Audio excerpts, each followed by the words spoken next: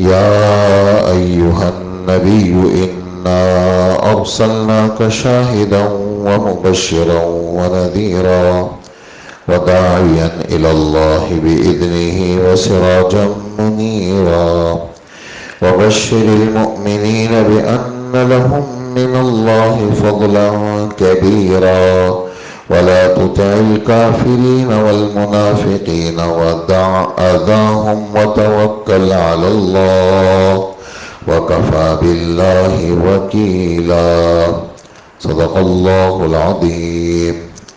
3 آیتیں آپ حضرات کے سامنے پڑھی گئی۔ آیت نمبر 45، 46، 47، 48، 4 آیتیں سورہ احزاب کی ہیں، اور جناب رسول اللہ صلی اللہ علیہ وسلم کی عظمت، آپ کی رفعت، آپ کی بلندی، آپ کی تعظیم، اس کا بیان یہ پوری صورت میں چل رہا ہے۔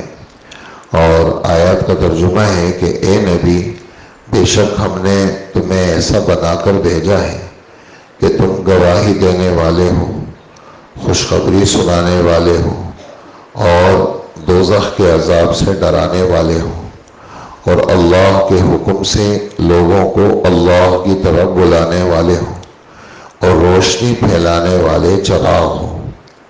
اور تم مومنوں کو خوشخبری سنا دو کہ ان پر اللہ کی طرف سے بڑا فضل ہونے والا ہے، اور کافر اور منافقوں کی بات نہ مانو، اور ان کی طرف سے جو تکلیف پہنچے اس کی پرواہ نہ کرو، اور اللہ پر بھروسہ کیے رہو، اور اللہ جل جلالہ کام بنانے والے ہیں، اور ہر مسئلے کے لیے کافی ذات صرف اللہ کی ہے۔ یہ ان آیتوں کا ترجمہ ہے، اور کافی ساری باتیں ہیں ان آیتوں میں۔ صرف مختصر سی شروع کی آیت کے بارے میں کچھ باتیں میں پیش کروں گا، باقی انشاءاللہ کل کے درس میں بیان ہوں گی۔ یہاں پر یعنی ایک بات تو یہ کہ حضور صلی اللہ علیہ وآلہ وسلم کو ستانے والے آپ کے زمانے میں بہت سارے لوگ تھے۔ اپنے گھر کے لوگ بھی آپ کو ستاتے تھے، تکلیف دینا، آپ کو مشکلات میں ڈالنا۔ تو اس پر جیسے ایک آدمی صاف دل کا آدمی ہو اور اس کو کہیں سے مشکلات کا سامنا ہو تو اسے غم اور تکلیف زیادہ ہوتی ہے بنسبت اس آدمی کے کہ جس کا دل صاف نہ ہو۔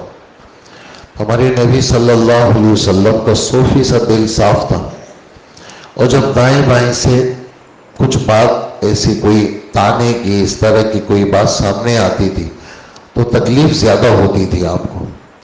تو اس پر اللہ جل جلالہ فرما رہے ہیں بطور تسلی کے کہ یہ مٹھی بھر لوگ ہیں، ان کی باتوں سے آپ پریشان نہ ہو۔ یہ مٹھی، مثال کے طور پر طائف کے میدان میں آپ کو تکلیف دی گئی، آپ خون بہا آپ کا، جیسے ہی طائف کا سفر ختم ہوا، ابھی مکہ مکرمہ نہیں پہنچے، فجر کی نماز ایک ویرانے میں پڑھا رہے ہیں، اللہ پاک نے جنات کو بھیجا۔ السلام علیکم، وعلیکم السلام۔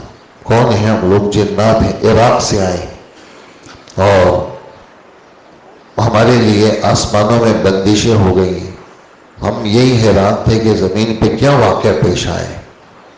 یہ تو یہ واقعہ ہے، آپ نے تو اتنا عجیب قرآن پڑھا اور اتنی عجیب آیتیں پڑھی، اور یہ آیتیں تو صرف موسیٰ علیہ السلام پر اتری تھی، عیسیٰ علیہ السلام پر اتری تھی۔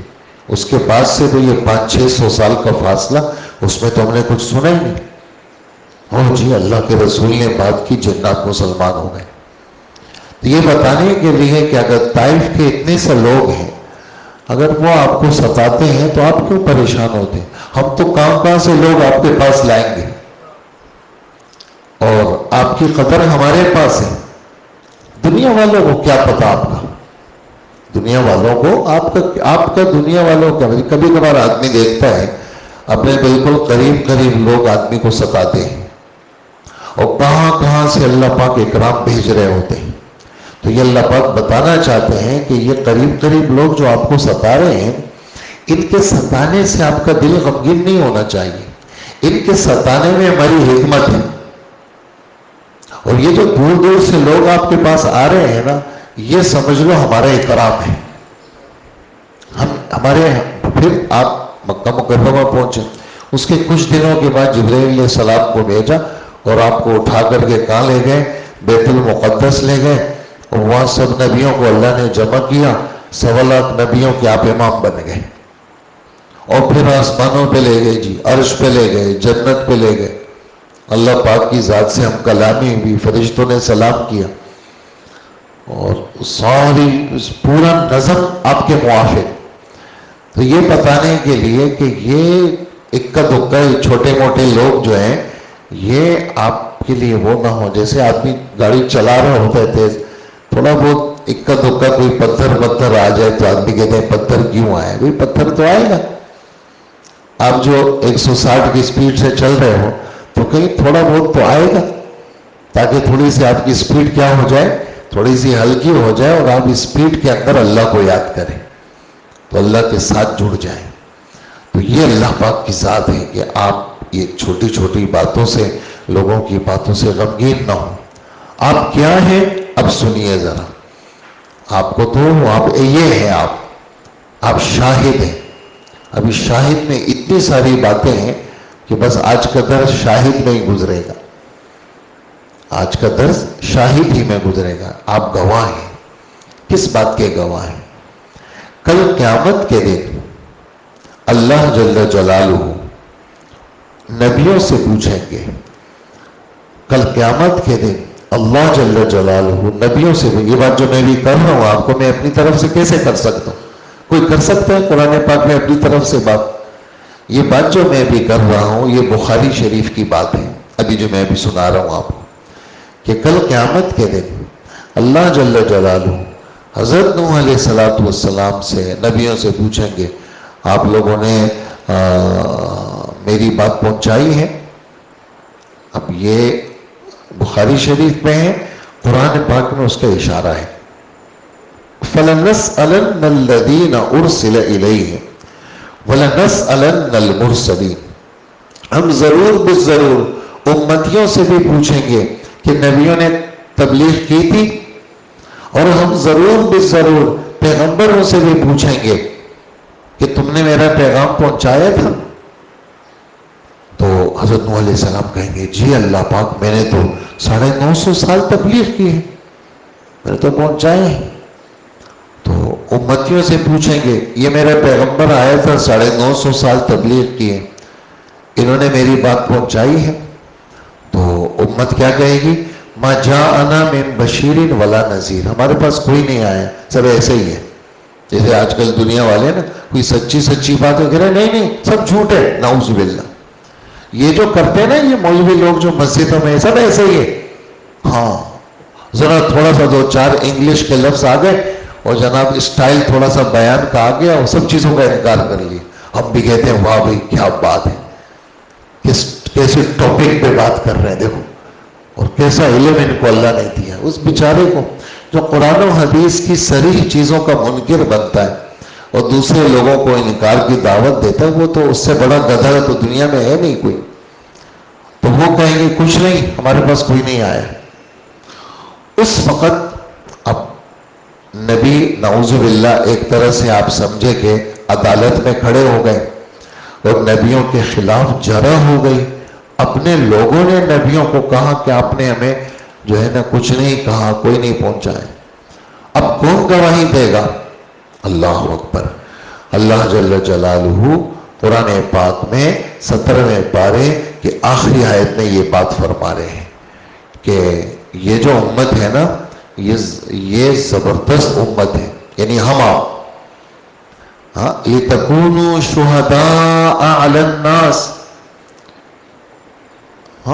وَجَاهِدُوا فِي اللَّهِ حَقَّ جِهَادِهِ وَاجْتَبَاكُمْ.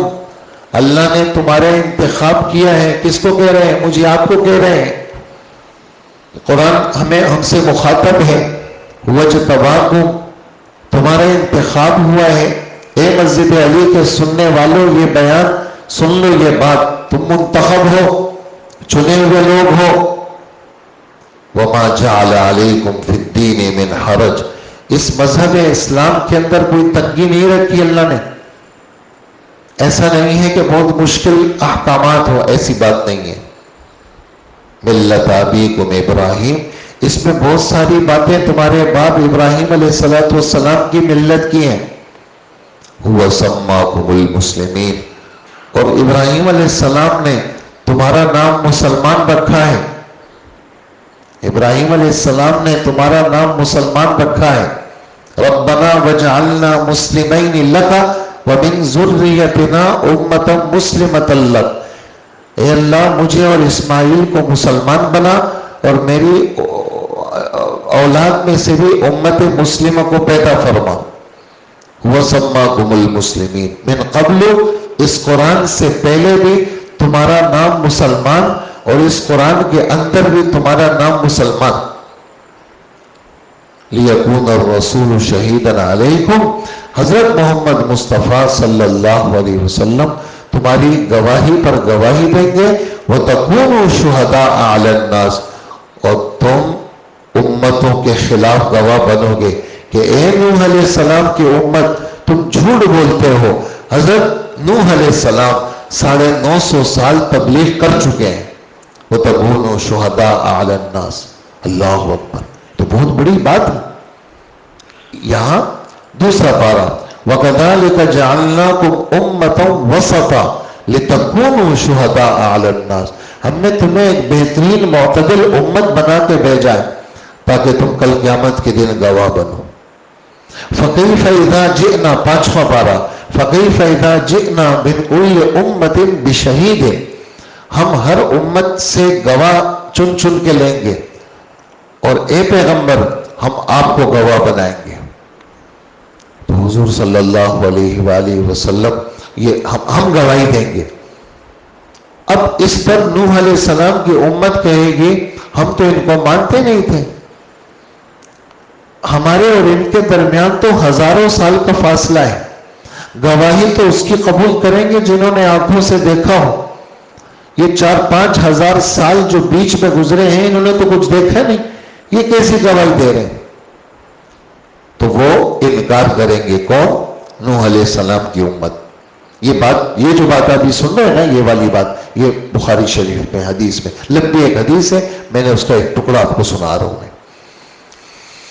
تو وہ انکار جب کریں گے اس پر، امت محمدیہ کہے گی کہ بھئی اللہ پاک پوچھیں گے کہ اے امت محمدیہ تم کہاں سے یہ بات کہہ رہے ہو؟ ہم آپ کہیں گے ہم نے مسجد علی میں درس سنا تھا قرآن پاک کا، ہم نے خود مطالعہ کیا تھا قرآن پاک کی، ہم قرآن پڑھتے تھے، ہم نے تفسیر کی کلاسیں لی تھی اور ہمارا قرآن پاک پر پکا ایمان ہے.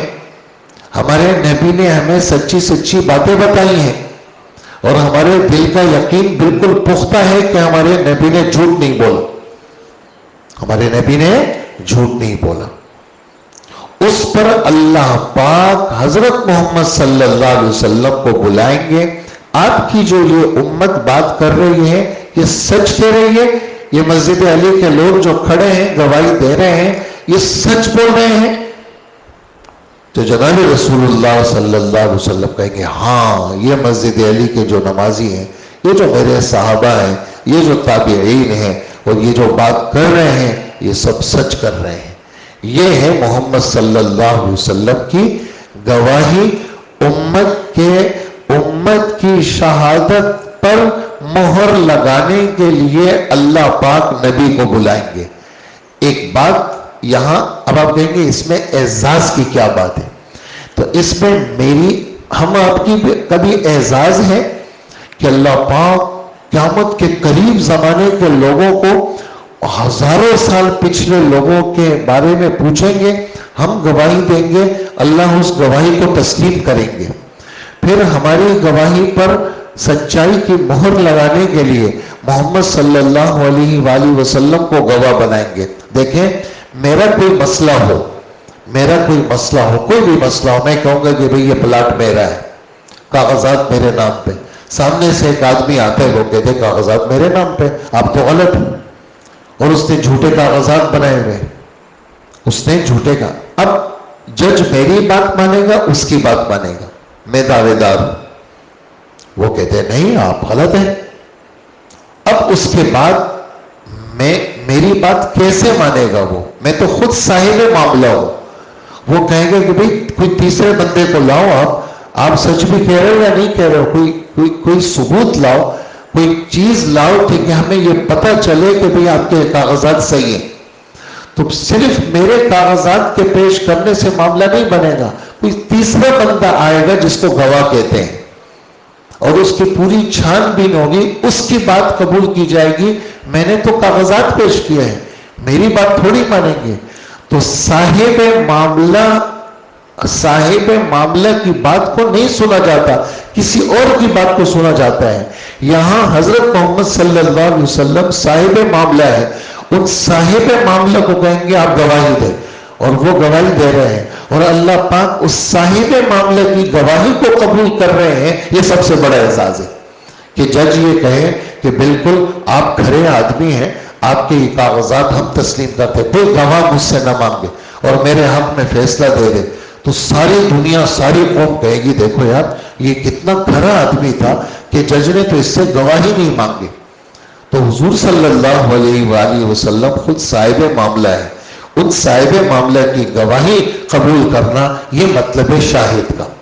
یہ بہت بڑا اعزاز ہے، اور ہمارے آپ کے لیے اعزاز. میں نے 2 آیتیں پڑھی آپ کے سامنے، ایک دوسرے پارے کی دوسری آیت اور ایک 17ویں پارے کی آخری آیت، جس کے اندر ہماری آپ کی گواہی کا ذکر ہمارے رب نے کیا ہے. قرآن پاک میں اور بھی جگہ ذکر ہے. اس وقت میرے ذہن میں 14ویں پارے کی آیت بھی گھوم رہی ہے.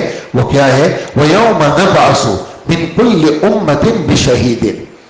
ہم کل قیامت کے دن ہر امت سے گواہوں کا انتخاب کریں گے، اور یہ امت بھی گواہی دے گی اور اللہ کے رسول بھی گواہی دیں گے. اور ایک اور آیت بھی اس وقت ذہن میں آ گئی، سورہ مزمل، اِنَّا أَرْسَلْنَا إِلَيْكُمْ رَسُولًا شَاهِدًا عَلَيْكُمْ. ہم نے ایک رسول بھیجا ہے آپ کے سامنے جو شاہد ہے، جو گواہ ہے.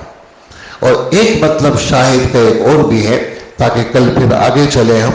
ایک مطلب شاہد کا اور بھی ہے کہ حضرت محمد مصطفیٰ صلی اللہ علیہ وآلہ وسلم امت کے اعمال اللہ کے رسول کے سامنے پیش ہوتے ہیں، اور اللہ کے رسول آپ سمجھے کہ ایک طرح سے دستخط کر رہے ہیں. جناب اچھا عبداللہ مسجد علی، اس نے فجر یہاں پڑھی ہے، اور آج کا دن اس کا کیسا گزرا؟ جمعرات کو اس نے روزہ رکھا تھا، شوال کے اس نے روزے رکھے، پیر کا روزہ رکھا، جیسے اللہ کے رسول فرماتے ہیں میرے سامنے امت کے اعمال پیش ہوتے ہیں، میرے سامنے امت کے اعمال پیش ہوتے ہیں. تو اللہ کے رسول امتیوں کی پہچان اللہ کے رسول کے سامنے ان کے اعمال کی وجہ سے. تو ہمارے آپ کے اعمال بھی امت کے سامنے پیش ہوتے ہیں. اس لیے جیسے اللہ ہم سے واقف ہے، ایسے ہی اللہ کی واقفیت کرانے سے محمد صلی اللہ علیہ وسلم بھی ہمارے اعمال سے واقف ہے. کل قیامت کے دن وہ ہمارے اعمال کی گواہی دیں گے. ایک مطلب شاہد کا مفسرین نے یہ بھی لکھا ہے، اور پہلا مطلب وہ بڑی تفصیل طلب تھا، وہ میں نے آپ کے سامنے پیش کیا. آگے اللہ کے رسول کی اور بھی صفات ہیں، وہ انشاءاللہ کل کے درس میں بیان کریں گے. اللہ پاک ہمیں عمل کی توفیق عطا فرمائے.